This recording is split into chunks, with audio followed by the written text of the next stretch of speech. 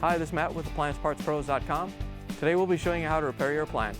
Remember, anytime you work on an appliance, make sure it's unplugged or the circuit breakers are off so there's no chance of electrocution.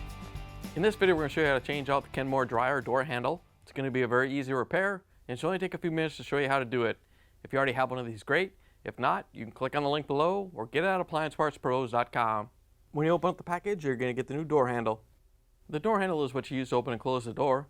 The main reason you'll be changing it out is if it's lost or damaged and you can't open the door properly. The door handle is located on the dryer door. In order to get it off, we're going to use a putty knife.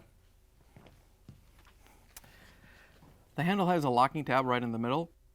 We're just going to carefully take a putty knife so you don't scratch the door and get underneath the handle and then press on it to release the locking tab and flex the handle a little bit.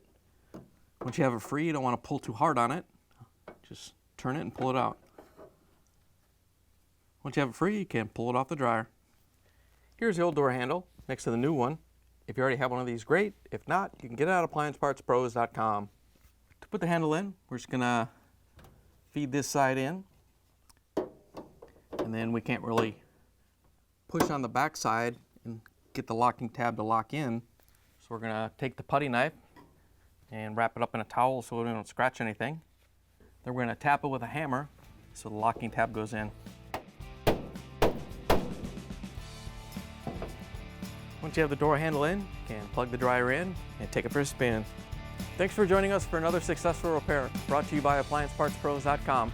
Check out our other repair videos on our site, Facebook, and YouTube.